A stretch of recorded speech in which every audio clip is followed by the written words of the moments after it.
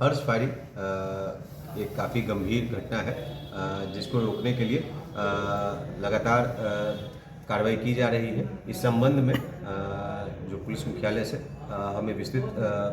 Guidelines प्राप्त हुए हैं। वर्ष 2019 में आर्म्स एक्ट में संशोधन भी किया गया है, जिसमें हर्ष फायरिंग को डिफाइन किया गया है कि कोई भी व्यक्ति अगर उतावलेपन में या उपेक्षा से कोई अनुष्ठानिक गोलीबारी का उपयोग करेगा जिससे मानव जीवन या किन्हीं अन्य की व्यक्तिगत सुरक्षा में संकट हो जाए, वह कारावास से जिसकी अवधि 2 वर्ष तक की हो सकेगी या जुर्माने से जो 1 लाख रुपए तक का हो सकेगा या दोनों से दंडनीय होगा। इसमें यह बताया गया है कि अनुष्ठानिक गोलीबारी का तात्पर्य है किसी भी जनसभा में, धार्मिक स्थान पर, विवाह समारोह या अन्य उत्सवों में गोलीबारी करने के लिए अंधाधुंध जो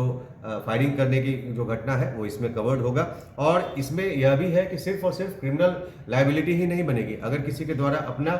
सरकारी जो लाइसेंसी हथियार का उपयोग किया जाएगा तो उस लाइसेंसी हथियार का जो लाइसेंस है उसको सस्पेंड किया जाएगा और उसको रिवोक किया जाएगा। इसमें कई सारे प्रिवेंटिव मेजर्स लेने के लिए हमें दिशा निर्देश दिए गए हैं ताकि ये घटना घटित ही ना हो। इसके लिए खास करके जो शहरी क्षेत्र है उसमें जो hotel, banquet hall, marriage hall, इस प्रकार के जो भी प्रतिष्ठान हैं उनके जो संबंधित संचालक हैं, मैनेजर्स हैं, उनके साथ बैठक करने का निर्देश दिया गया था, जिसके आलोक में गया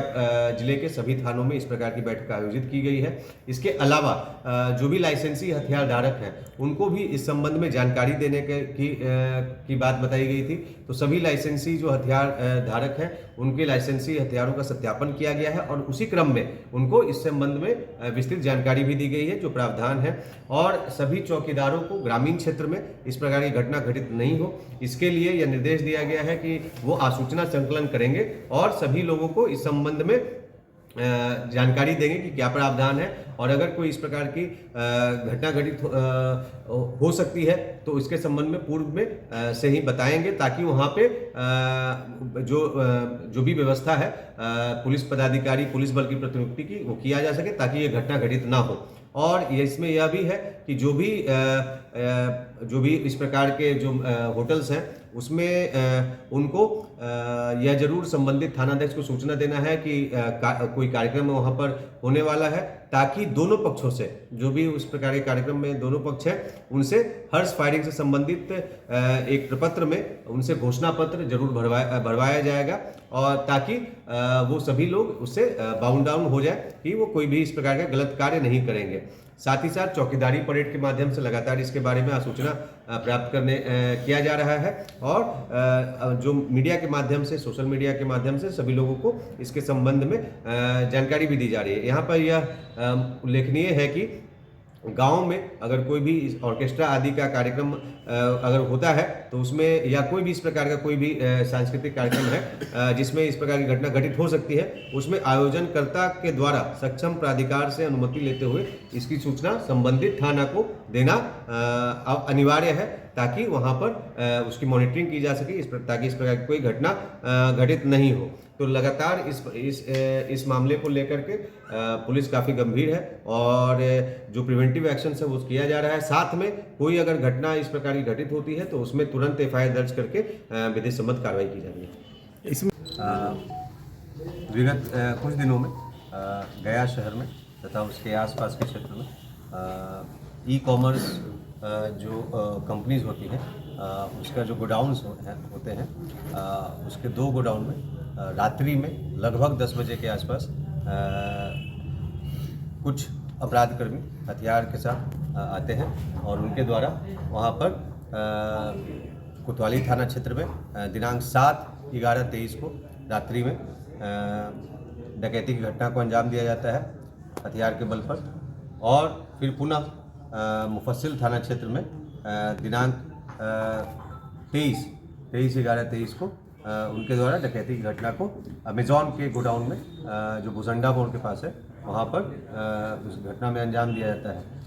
इन दोनों मामलों को काफ़ी गंभीरता से लिया गया था तथा इसमें जो अपराधकर्मी शामिल थे उनकी शिनाख्त करते हुए उनकी गिरफ्तारी तथा जो इसमें डकैती की गई राशि और अन्य सामान एवं हथियार की बरामदगी के लिए सिटी एसपी के नेतृत्व में एक विशेष टीम का गठन किया गया था, जिसमें एडिशनल एसपी गया और SDPO Wazirganj, SDPO town, SHO मुफस्सिल, एसएचओ टाउन, तकनीकी शाखा के अन्य पदाधिकारी, पुलिस पदाधिकारी और कर्मी तथा कोतवाली एवं मुफस्सिल थाना के अन्य पुलिस पदाधिकारी और कर्मियों को शामिल किया गया था। इनके द्वारा इस मामले में सीसीटीवी फुटेज का अवलोकन करते हुए तथा तकनीकी अनुसंधान करते हुए और अन्य माध्यमों से सूचना संकलन करते हुए इसमें 7 अपराधिकी अभियुक्तों की गिरफ्तारी की गई है और इन सभी को मुफस्सिल थाना क्षेत्र अंतर्गत एक बड़ी घटना को अंजाम देने के लिए ये लोग इकट्ठा हुए थे। तो इसी में इनको मुफस्सिल थाना अंतर्गत पुदीना बगीचा से गिरफ्तार किया गया है। इन सभी के पास जब तलाशी ली गई तो तलाशी के क्रम में सौरभ कुमार उर्फ लाला के पास से इस डकैती की घटना में उपयोग किए गए अपाची मोटरसाइकिल, लूटा गया जींस पैंट तथा मोबाइल,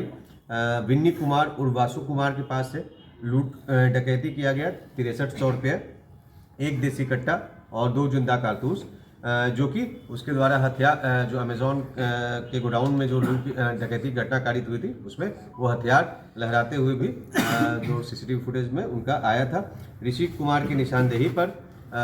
ऋषि कुमार के घर से अमेजोन से लूटा हुआ पार्सल और मोबाइल, सन्नी कुमार की निशानदेही पर सन्नी कुमार के घर से लूटा हुआ अमेजोन का पार्सल और मोबाइल, नीतीश कुमार भोला के पास से 2 मोबाइल, सागर कुमार के पास से 1 मोबाइल तथा नीतीश कुमार के पास से 1 मोबाइल बरामद हुआ है। इन सभी के द्वारा अपने जो दोनों घटनाओं में अपनी संलिप्तता को स्वीकार किया गया है तथा गया जिले में अन्य घटनाओं में इनकी संलिप्तता के संबंध में हम लोग जांच कर रहे हैं। इस मामले में जो 7 अपराधकर्मी गिरफ्तार हुए हैं उनके नाम है सन्नी कुमार, नीतीश कुमार और ये दोनों अबगिल्ला देवी स्थान मुफस्सिल थाना के रहने वाले हैं। सागर कुमार,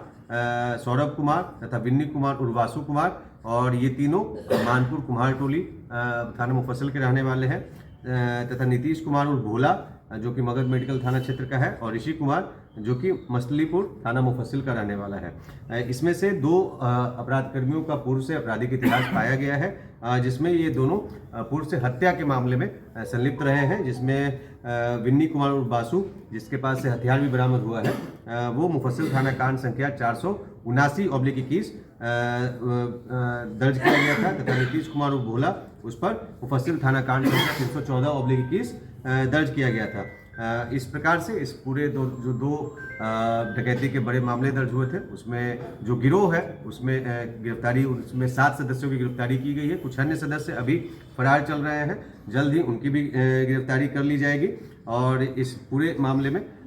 जो पुलिस पदाधिकारी और कर्मी जिन्होंने इसमें गिरफ्तारी और इसके उद्भेदन में मुख्य भूमिका निभाई है उनको जल्द ही पुरस्कृत किया जाएगा। टोटल कितने लोग हैं सर इसमें? इसमें जो